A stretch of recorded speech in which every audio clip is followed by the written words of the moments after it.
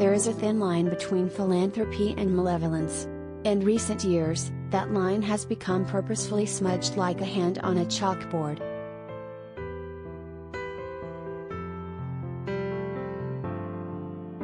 Often notable philanthropists marry themselves to their ideological framework and refuse to accept that their belief system hurts more people than helping.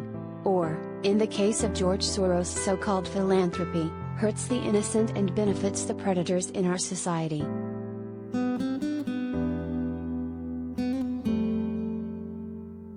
On Sunday, George Soros wrote an op-ed in the Wall Street Journal detailing his deep concern for the American justice system and his fight to correct the injustices that he believes our system creates.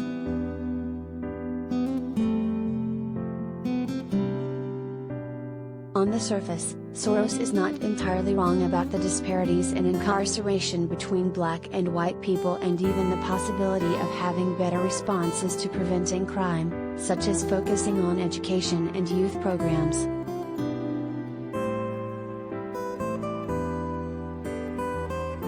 The problem is that much of Soros' reasoning for advocacy digs no deeper than the surface. Disparities do not automatically equal discrimination, yet that is the center of Soros' argument. He doesn't want to get into the reasons behind the disparities.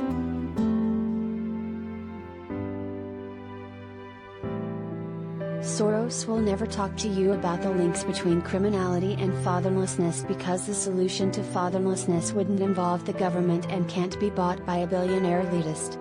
Soros will continue to use poverty as an excuse for overall criminality while overshadowing the moral aspect of crime.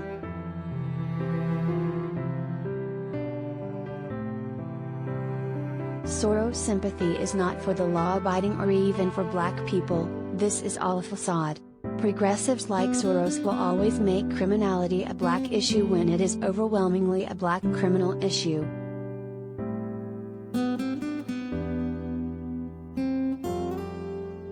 The majority of black Americans have never been arrested or incarcerated and are middle class, yet they will always paint this disparity as a concern for all black Americans.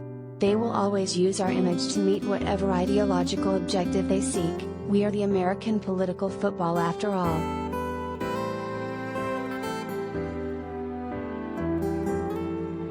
George Soros spends millions to make communities less safe, and never has to suffer the consequences, because he doesn't live there.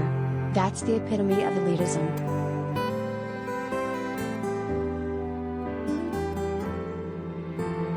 As much as he bemoans the injustices that may exist in our criminal system, what about the injustices he's manufacturing by financing lax district attorneys nationwide?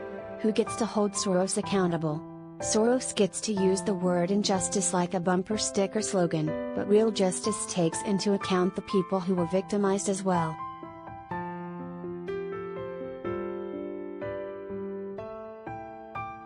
Every crime has a victim, yet Soros wants to reframe what a crime is and the severity of it. For every criminal who gets a soft sentence, it creates a victim who no longer believes their voice matters.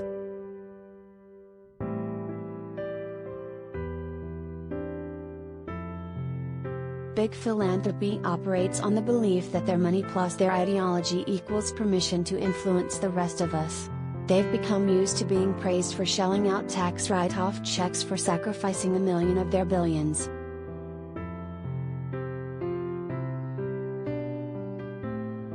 Elitists like Soros believe they know better, that they are society's saviors.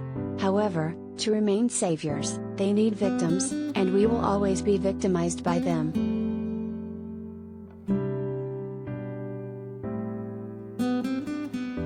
Adam B. Coleman is the author of Black Victim to Black Victor and founder of Wrong Speak Publishing.